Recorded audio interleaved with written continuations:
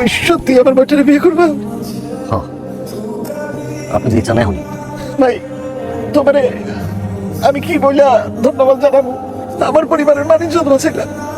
আমি তোমার এই ঋণ আমি কি দিয়া শোধ করবো রে ভাই?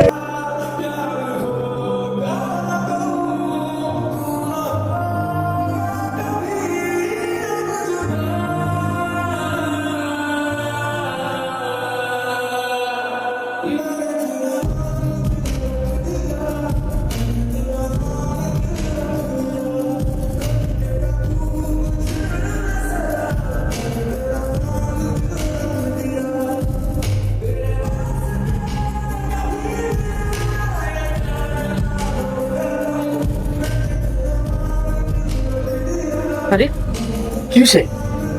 বিয়ের শাদী নিয়ে কেউ কিছু করছে? না না, সারাদিন খুব ঝামেলা গেছে। আপনার কাছ থেকে তো দোয়া নেওয়া হয় না, আমি একটু দোয়া নেওয়ার জন্য। আমার তো মুরব্বী বলতে কেউ নাই আপনি স্যার। আরে দোয়া তুমি নিবে কেন? তোমার দোয়া তো আমার নেওয়া উচিত। আমার বোনটার জন্য তুমি যা করছো এটা তো কোনো মানুষ করে না। তুমি তো মানুষ না, তুমি তো আমার কাছে ফেরেশতা। ফেরেশতা জাগালো বুকে মাথায়। তুমি তুমি আমার বুকে আসো। ওই শয়তানের বাচ্চা দেখতো, চিনতে পারছ না? সবাই লিখে অবশ্য তোর দোষ না, আল্লাহ মিলে গেল। তোর চিহ্ন আমি পাইছি, কি করছে আমি কেউ জানি না, সব জানি। কি দোষ করছে আমার বোনটা? মার নিষ্পাপ বোন, সন্তানের মতো বোনটা করছে। পরে বোনটারে আমি নিজের হাত দিয়ে মানুষ করছি। 7 মাস বয়সে বাপ মারা যায়, বাপের টানে মায়ও চলে যায়, কিন্তু আমার টানেও যায় না, হয়ে গেছে আমার কাছে।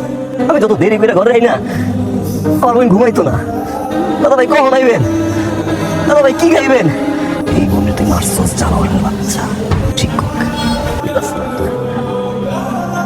তুই সন্তানের মতো সন্তানকে দর্শন করলি, পারলি কেন?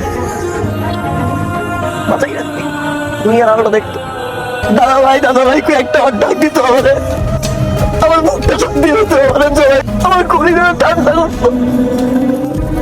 আমি ঘুমাইতে পারি না। হ্যাঁ চলো, তিনটা সেকেন্ডে আমার বই আমার ডাকে। আপনার আফসোস চাপ দিয়ে বলছিলেন না, তোমার বউ চিৎকার করছে আমার কথা বিয়ে না। দাদা ভাই আপনি কই? দাদা ভাই আমার বাঁচা, দাদা ভাই আমার ধরো, দাদা ভাই আমার বাঁচাই। মায়া গরস আমার বইন্দারে রশিদা বোনরে বিয়ে করছে। কেন জানোস?